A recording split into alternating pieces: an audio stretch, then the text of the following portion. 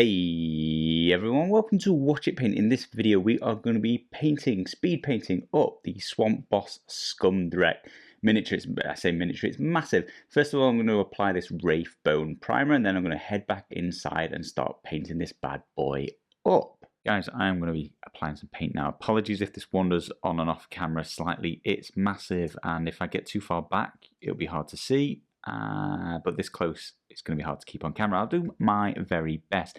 Thumbs up below and lovely comments if I succeed even close to making this a viewable experience for you. So one thing I always find really interesting when you're painting massive miniatures, especially GW, is like you're painting a normal size miniature plus an incredibly large miniature as well. It's like two paint jobs in one, and one would already take long enough. I've actually just recently finished painting the troll from Blood Bowl, and I noticed like I was painting this goblin and it took just as long as every other goblin I painted, and then there's a huge troll on top to paint. So guys, why'd you do it? How'd you cope? It's so daunting. Anyway, the rest of the Orruks that I painted so far, the cruel boys, I did the skin in Plague Bearer flesh, and I'm going to do the same here, but I'm going to mix it up because I've changed how I like to do the flesh, and I've only painted a few, so I can go back and add to that.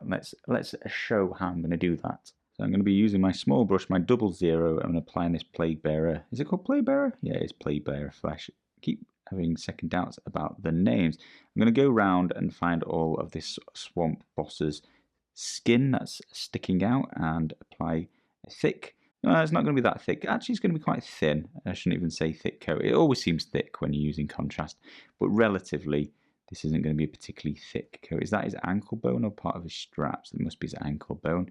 Get that on there. Now, if you watch the assembly video, I talked about whether you should or shouldn't sub-assembly this. I think I can reach all of this while it's all built, fully built, except I've taken his guard off his helmet because it suggests not doing that, and realistically, yeah, that would definitely be in my way.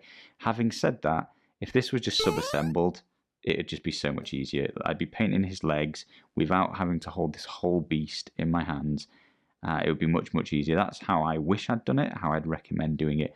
Obviously, I was building an assembly video, so I kind of had to go balls to the wall, all in, and let you see what it looks like complete. It is just going to make it that little bit harder to work with. So guys, if you've not built yours yet, and you understand about sub-assemblies, which you probably do because you play GW, you probably know way more about it than I do, just build this up in relative pieces, you know, do paint jobs before you glue it all together. Paint this rider, paint the Swampboss before you attach it to his mount. It's just going to be that much easier. It's even in focus, guys. I feel like this is so big and my hand's so in the way. I'll try my best. I'm just going to paint his whole face and we'll tidy up parts of his features in a minute. We're nearly there though. It didn't take long, did it? For all my moans and complaints. You can probably see on camera it's not super neat. I'll go and tidy this up a little bit off camera. I'll make sure I've covered all the bits I mean to cover. I just don't want to, you know, make you spend ages seeing exactly each bit I paint, because it's not going to help you seeing how well I paint it. You just want to see roughly where I'm putting the colours and how quick and what size brush I'm using. Hopefully, that's my theory anyway. Get his arm here. Anyway, we're back in a minute once this is tidied up. So I totally neglected to paint any of his torso in that little demo, so I went and got his torso, tidied that up. Now guys, if you want your rider, your Swampboss, to look like my Orruks did previously, my crew boys, then you're done. That's the skin done. But I have changed, as I just mentioned, how I do my skin. So I start with Plague Bearer flesh, and then I'm going to use Army Painter's green tone, their dark green, well, their green wash. And I'm going to apply that over the top of this. I'm going to try and do it super thin, so that was a big pile, and I'm going to be spreading that around a lot more evenly. You could also obviously use Citadel's green wash. I can't remember what that's called. I don't own it, which is mostly why you're not going to see me use it now. This is just going to darken it down. It's going to run into the recesses, pull away from places where we've painted on that Plague Bearer flesh, and essentially give it like a kind of yellow hue, a yellow tinge to the highlighted areas, which is just, I think it looks phenomenal. It's my new favourite skin. I think it's going to depend how well you paint it, how careful you are with this wash, and how well you move it around and keep it nice and thin. So I've not done this on camera yet. You're seeing it for the first time. I'm not convinced I can do it smooth and quick enough on camera, but trust me, get this right and it's going to look absolutely fantastic. So I'm just going to go around and apply this to all of this Swampboss's flesh, just like I did with the Plague Bearer flesh.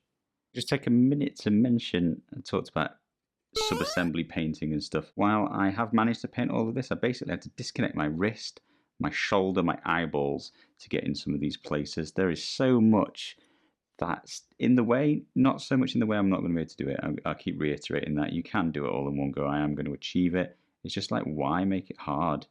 I wish the instruction manual was a little bit more honest and showed you a bunch of places that, while you don't have to do sub-assembly, where it would just like recommends, like, you may as well just paint this before you glue it together. It'll be a lot easier. Can anybody let me know in the comments below if there's a reason you shouldn't do sub-assembly? I know it's a bit more faff that you have to go back and forth through a few of the steps. And maybe you can't see some pieces and exactly how they might line up, but this was so much harder with all these spiky bits. They're sticking in my fingers as well. I'm getting dints on stuff, and it's just, why? I should have saved myself a little bit of effort. So I would really like to move on to painting the skin of this sludge raker, but you can see how I'm. You can hear I can't speak, but you can see how I'm holding it. It's just going to be a bit of a nightmare as soon as I start painting that, because I'm going to be taking paint on and off it constantly.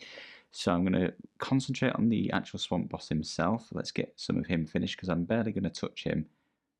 So any paint I put on him should be fairly safe. I want some red on the inside of his cloak here, so I'm just going to carefully try and get some on the inside. It's ridiculously hard to reach. I'm a bit worried about how many times I'm going to moan about not doing a sub-assembly job in this video. Apologies, but yeah, it's really hard.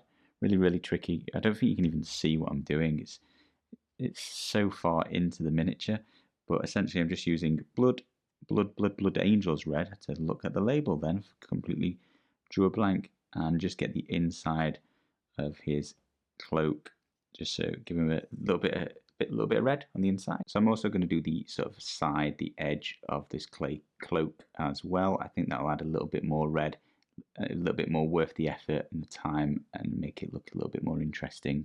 So that was a very small dent on a very big miniature, but it was a very hard to reach place. So I'm quite chuffed it's out of the way with, and I think that little bit of detail is really going to take it to the next level when we get towards the end of the video and the end of the finished product. I think that's going to make a big difference. Next, we're going to use Black Templar Citadel's black contrast, and I'm going to be painting quite a lot of this miniature, so it's going to jump it up a step. It might start to look actually worse before it looks better, but we're going to get some actual paint on the miniature, covering quite a bit of it. I'm going to be going for sort of most of his clothes, as well as the beast, the mount's clothes as well, and then some of the armor that's on the miniature is like a, well, I'm working from the reference artwork, so in the reference artwork, it's like a black metallic, so I'm going to paint some of his armor in black to begin with, and we'll highlight it in silver to make it look metallic, as well as these two cages on either side. We'll give those a Black Templar coat and try and highlight them up to make them look metallic. For the beast's cloth, I am actually going to upgrade to my larger brush just because it's so much bigger. It might not be as accurate. Let's do the best that I can, but there's loads and loads of this material. There's not that much, but there's a fair whack of it. I'll try not to catch it on this wood because I'm going to contrast that as well. I'm surprised how much of this miniature I think I'm going to be able to contrast with the range of contrasts I've got. Got enough browns to do plenty of different shades of wood, hopefully. Although it's still nice to keep quite a small palette of different colours, so it's quicker to, you know, to get this miniature painted up. That's a lot easier if you don't have a billion different colours. I suspect that there's actually going to be quite a lot of intricate details on here. Like I just noticed that this probably wants to be a different colour. Maybe it's supposed to be black. I'm going to go look closely at the reference art just to see if I can tell exactly what it is. But it looked like it was maybe a roll of something else.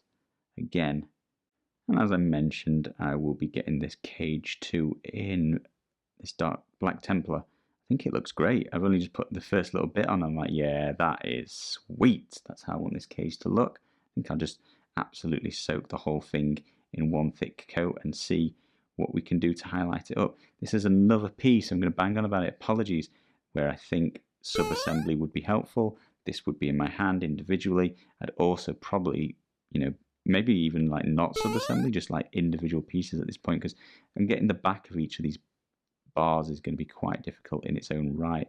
So that would be a lot easier if I could just spin round and round. Yep, Got to try and paint the backs of each of the bars. Again, hopefully this video is showing it's not impossible, but it ain't easy. Look at this, trying to just reach that brush through, wrecking my brush, which if you watch the channel, you know I don't take good care of my brushes anyway. I do think these are amazing brushes for contrast, but you can see it's taking a beating, and this is just a normal day in its life. While you've got the Black Templar out, don't forget that the guard for his helmet is not attached at the moment, if it's not attached, so you want to paint up a little bit of this to match the corresponding piece on his actual head. So just to give you a decent look at that Black Templar, because I painted a lot of this off camera, you can see I've done all of the beast's cloth now in there, the cages. Don't forget there's that little cage, a bit of cloth down his bum here. You've got this little cage here. That's incredibly hard to paint. More cloth around this side. So that's the beast's black done. Moving up onto the actual Swampboss, I've done his skirt, his chest rags, his claw here, which I'll paint in metallic later, in the top of his helmet here. Just note that I dropped him, so you might notice this is now going to become the weakest part of the miniature. Dropped it and snapped both of those prongs. That was unfortunate and unlucky. It was actually why I was painting this teeny tiny cage I just complained about. But anyway, Black Templar done, and that has leaps and bounds, hasn't it? It's starting to look a little bit painted, and that's the black all done for now at least. And then we're going to grab myself, I'm going to use a dark brown. I'm going to use Wildwood brown, which is a contrast paint again, and I'm going to be painting on all of the beams on this beast. So those are which what I keep calling the yoke, that kind of brace that's around him holding this saddle up, as well as the beam across his back, down his sort of spine, and these beams that are holding on the swinging cages as well. So just basically finding all the big ass wooden beams. I'm going to be painting these in Wildwood. Now, this was a tough choice because there's quite a lot of browns available in the contrast range, and in the actual reference art, it looks a little bit lighter than Wildwood's going to achieve. But I like Wildwood and I like where it's going to go, so I'm going to use that for this, which is going to free up my lighter browns for some of the more detail work on the straps and different bits of brown that's on him. So I've got a few to choose from, and we'll see what I think looks better as this model progresses, but I'll be picking those. By all means, use different browns if you want to get a sort of different look to this beast. So that's all the Wildwood applied. I'm liking it, got all the wood. Some of that is very tricky to reach, bear that in mind. Sub-assembly, sub-assembly, sub-assembly. Now, one thing to point out is I've lost his weapon. I said it was going to be the weak point. It died when I turned it upside down to paint some of the underneath. So I'll glue that on at the end rather than keep gluing it on and just having it break off continuously. Next, we are going to be using some Magus Purple, and we're going to be applying that to these, I don't even know what they are, like, what are they? Saddly bags? Some padding? Something? Some kind of padding on this branch, just to give the beast some support, I guess. Don't want him to get backache. You won't have to take time out from your battling to go to some sort of physiotherapist or something like that. But anyway, yeah, Magus Purple. I thought about Shyish Purple, just copying along with the reference artwork. And Shyish Purple, I don't like that colour particularly much. I find it way too dark. It might be nice here. Depends what you want. I wanted a little bit of colour now. Painted a lot of dull drab colours and just wanted to throw in a splash of colour. Unlike Shyish Purple, this one is very, very light, so I'm going to do a second coat off camera just to darken this down a little bit. So that's the purple done. It was actually 3 coats off camera, and I also covered these sorts of, what would you even call them, harnesses? No, like canopies maybe. These things that are wrapped around to protect the little beast. Don't want to give him a sore back with these big planks of wood. But I also did them in the same colour. So yeah, 3 coats, pretty nice colour. Kind of like it. It's not what I imagined, so maybe Shyish Purple would be better if you wanted a more subtle transition between the black and that purple. But if you want it to pop out and stand out and add a little bit of detail, there you go. For the next colour, I'm going to use this Agranos Dunes. It's a lighty yellowy brown basically. I'm going to use it as a light brown to do these 2 beams, wooden logs that he's got resting his feet on. They're part of the frame of the saddle that he's sort of stood on. And yeah, it's just to give a different colour brown and a fairly light one, very similar to the reference artwork. Hopefully we'll find out when it dries, but very, very simple step, just quick and easy.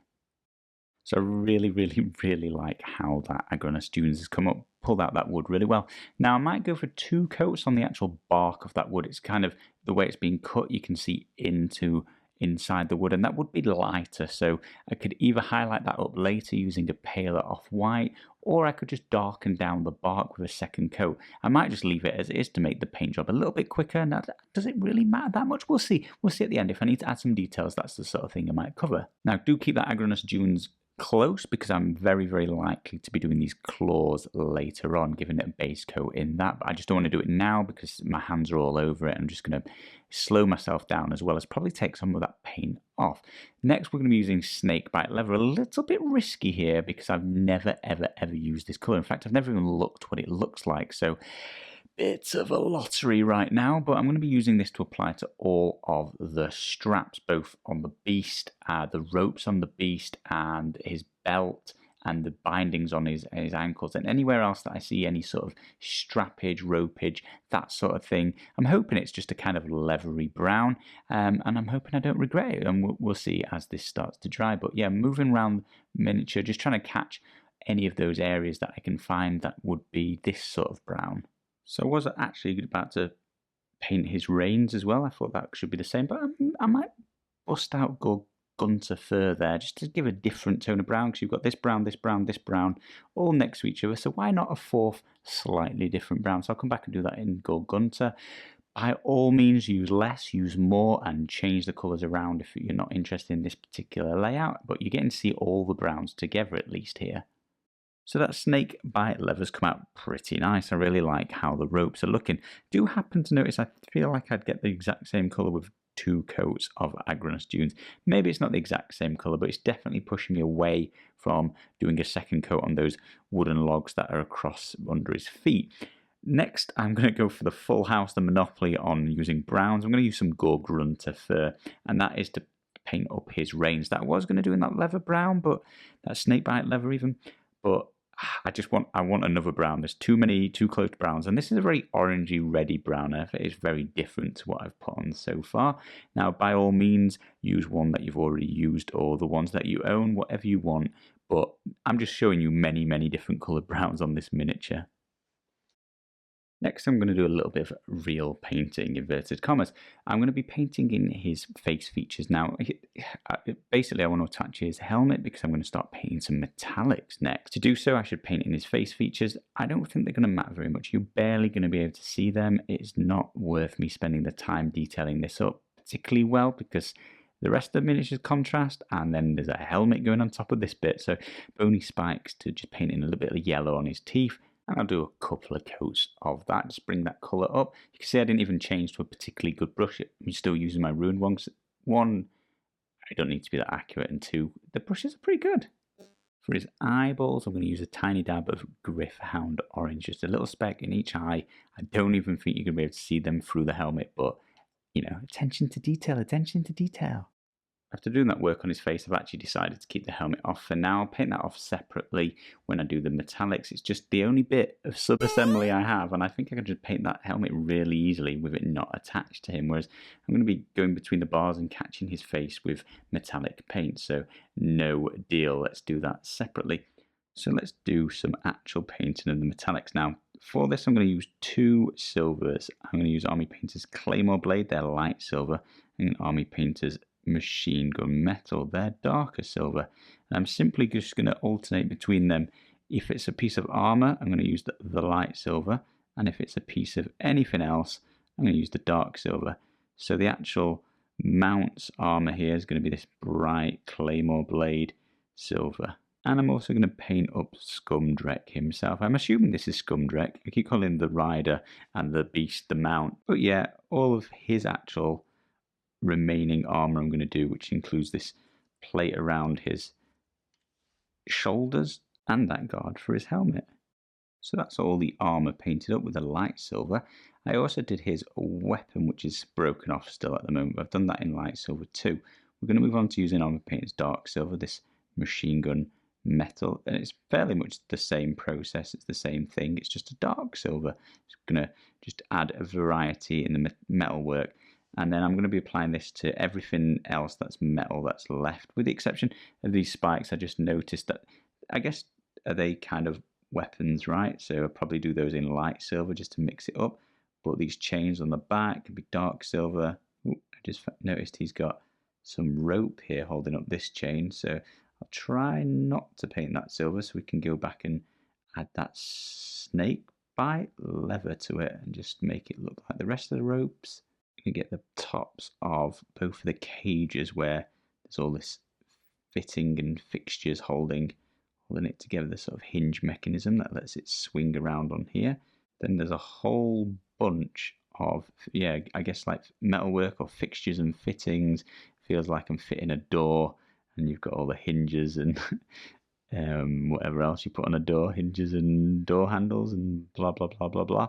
But there's absolutely, I'll probably downsize my brush, but there's absolutely plenty of that all over this wooden beam. So I'm going to catch all of these bits, and then the actual beast himself, he's got a couple of like chains for cuffs and a few little accessories dangling off of his cloak.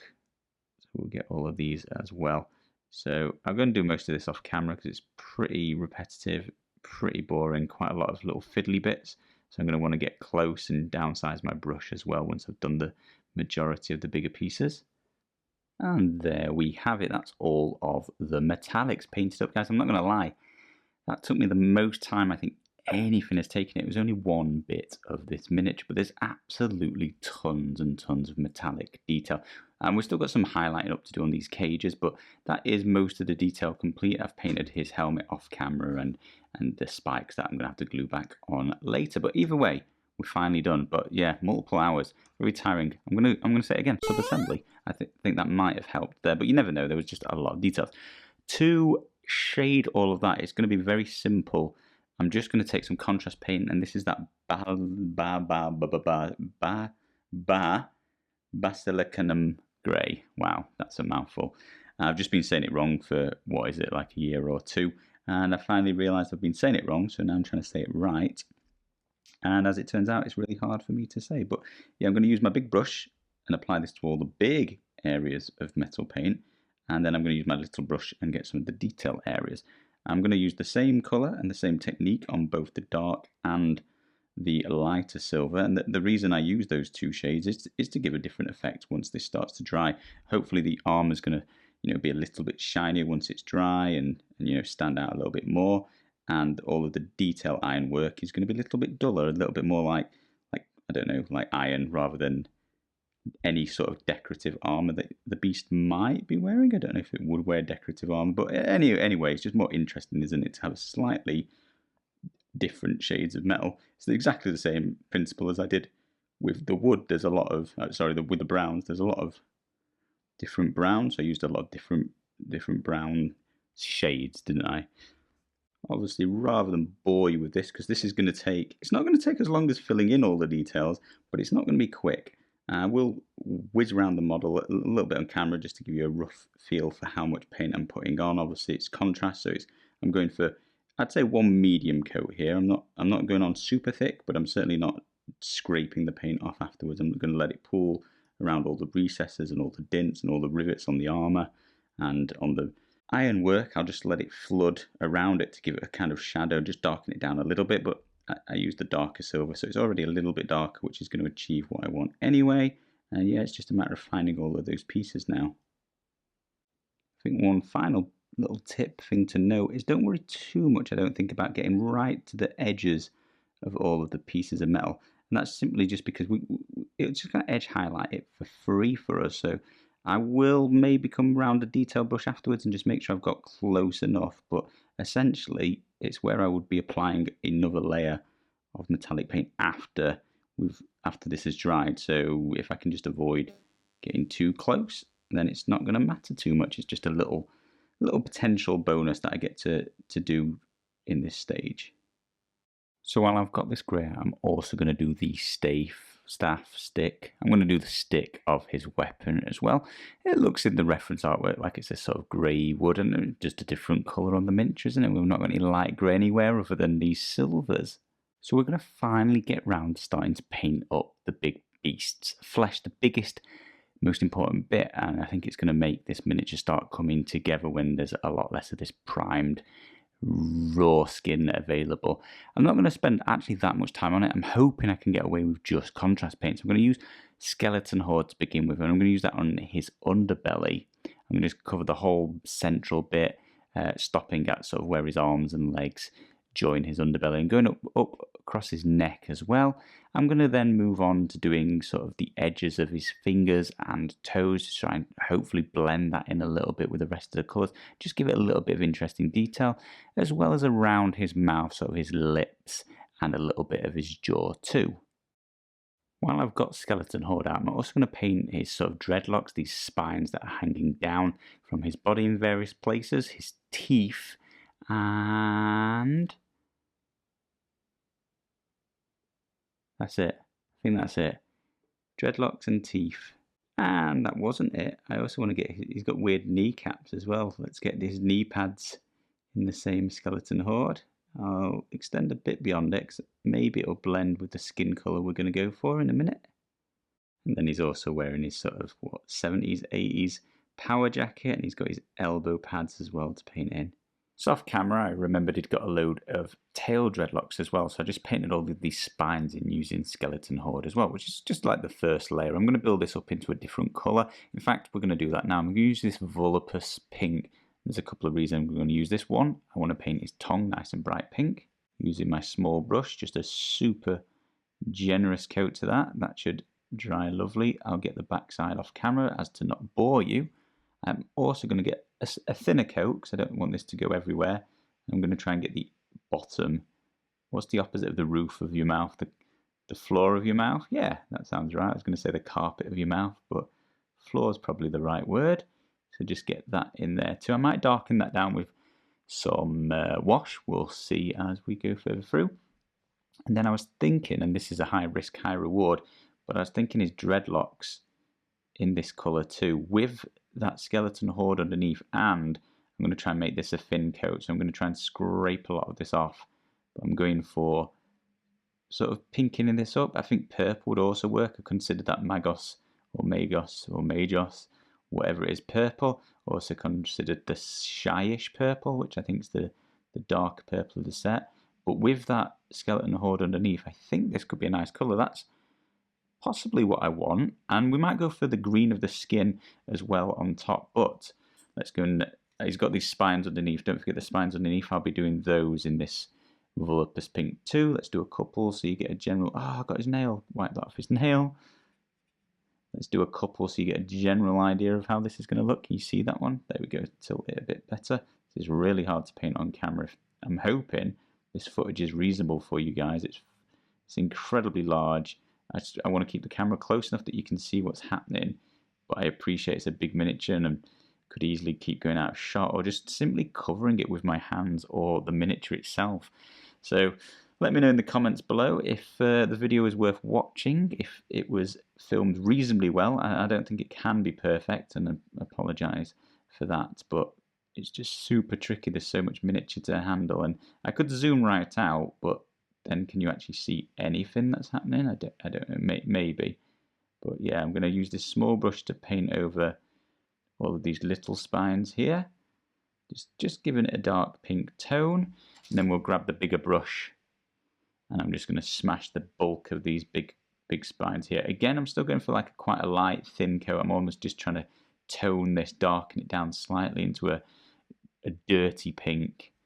And I'm liking where this is going, but we'll see. We'll see once this is dried and when I start adding the green. And I'm loving how that pink looks. I think it's a really nice colour, especially with that Skeleton Horde underneath. It's quite a dull, muted pink. I think it's going to look pretty good. I don't know whether I'm going to add the skin tone on top of it. I may or may not. We'll see how the skin looks first, I think.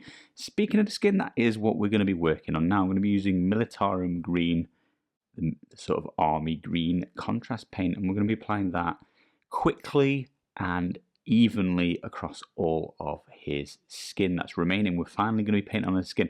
Finally get to see how this looks. Hopefully it's going to come out awesome, but it's fairly simple here. Just take a big brush and sort of flood the skin in an even manner. I'm probably using a medium to a lot, like sort of one quick coat here, and I think that's going to come out fine. Might try and blend it around where the Skeleton Horde meets his underbelly. do the best I can there, and then I've got to decide whether or not I'm going to paint over these pink bits. We'll see, as I'll probably let the skin dry first before I make that decision. So I'm going to drop my brush size down to do his neck face, so trying to blend his sort of jugular into that brown a little bit. I'm finding these colours aren't blending particularly well, but at least it's adding some variety to it. And then, yeah, this little brush to get in his ears and sort of around his snout, that sort of thing. As you can see, I'm holding him the whole time by his tail, so I'm going to have to wait for this to dry, but I'm just going to do exactly the same in the tail department once this is it's just dry and in place. For the sludge raker's nails and these spines on his face as well, I'm going to use the same technique on all of those parts, and I'll just show you on one so you can have a good idea, and then you can just copy and paste this on all of the other places. So I'm going to use snakebite leather, and I'm just going to do one thick coat on all of these bony pieces. I'm then going to either hold it upside down or rest this against something, just so the contrast pulls around the base of the nail. As you can see, it's already starting to do. So I was going to have some more sweet steps on these nails and spikes on his jaw as well, but ultimately they're pretty much how I wanted them. So I was going to advise maybe using some Agrax Earthshade to blend it and tone it darker towards the root of the nail, the fingertips, the toe tips, that sort of thing. But yeah, essentially that's pretty much what I want. I mean, it is contrast, so it's not perfect, it's not smooth as such. It's a bit darker down here, whereas I actually just wanted it lighter at the top and moving dark. But that's close enough, and it took very, very, very little time. So now I've actually nearly done everything. I'm going to glue him to the base just so I can stop touching the paint job and pulling it off, and it'll mean I have to touch up less going forward. So I really like where we're getting to with the miniature now. Now with it attached to its base, I'm going to go around and do the final few things, and that's going to be highlighting some of the silver, as well as just touching up places where I've been holding the miniature. I've taken some of the paint off, so I'm just gonna, I'll do that off camera. I'll just tidy it up. It's just putting the same colours back where they were. Just if I've rubbed it, the highlight back to the primer, essentially I made it go white in a few places. Now, as I mentioned before, the silver highlight, I'm going to use the brightest silver, this Claymore blade. All of the places where I use machine gun metal, I actually really like how it's come out. I'm going to do pretty much no highlighting to that. Maybe I'll get a bit of machine gun metal out and just catch a few of the most raised bits of the darker metallic. But ultimately, it's really toned it down, and just a little bit of shine's coming through. It really made it look like much more tarnished iron, and I like that. The lighter silver areas, this Claymore blade, I am going to edge highlight. I'm going to brighten those bits up. I'm going to start with the black armor though, and that's the cage, and I'm just going to edge highlight down every single bar, all the spikes, just trying to leave it mostly black, but give it this real edge highlight, this real shine to all the sharp corners, and just make that look hopefully more metallic, because at the moment it's flat black, but a little bit of edge highlight, and I'll just show you a little bit of process on one side, and then I'll go and do the other side off camera. But yeah, hopefully that's going to start that making like a subtle metallic look, give a lot darker metal, but nevertheless still metal. He's also got his helmet as well. I already did the bit that wasn't attached. Primarily, I've edge highlighted that, but the bit on the miniature I never did. So let's just go around the edge of the back of his helmet, as well as the studs on the side. And then finally, he's also got his glove. That's black at the moment, and a little bit of metallic edge highlighting, and we should make that look like really, really dark metal as well. So as well as making that black armor and black cages look a little bit more metallic, I will edge highlight all of the actual lighter armor, or not all, just like places where it's just a bit darker than I want, sort of around each of these, what would you call them, scales, just along the edge probably. And these bolts, just a little bit sticking out here and there, especially around his face. Remember, this will be a sort of focal point when you look at the miniature. So having this stand out and look nicer is going to make a big difference. So edge highlighting along his faceplate is a premium place to go and do. And with that, we are completely finished. I say completely finished. I might go around and add up some more highlights, lighting up a few areas, but I just wanted to get this video out there because I'm exhausted of painting this miniature, and I need a little pat on the back. Leave me some comments below. I say I'm exhausted. It was well my longest ever paint job. A good 3 hours, I think 5 hours. I think even more than that. I lost track of time. I did many, many hours on camera and even more so off camera, and I really just lost track of time. It flew by because it is very, very enjoyable. Even though I use contrast paints, it still took a huge time. Speaking of contrast paints, I think they all work very well. I think the skin is probably the biggest letdown. There's a lot of pooling in various areas, which I'm not super happy with. That should have just been a thinner coat, more carefully applied. Maybe don't get a camera involved, then you won't be having the same issues there. Overall, I think this is one of my favourite things to have painted in a very, very long time, despite the fact it was a huge time sink. Let me know, guys, is that the sort of time you'd expect to spend on this model? I suspect a lot will paint it without contrast and maybe spend even longer on it, but let me know in the comments below if you would think that's a decent job for that amount of time frame. One thing to note, as I see it rotating around, is I meant to put some of the contrast pink inside this sort of branding he's got here, so I'll go and do that off camera. But yeah, give that a little bit of pink. I think that'll pop out his sort of brand, that little stamp that he's got going on there. But yeah, overall I'm going to give this miniature sort of 3.8 swamplings out of 12 sub-assemblies. Thank you all ever so much for watching, and I'll see you again soon.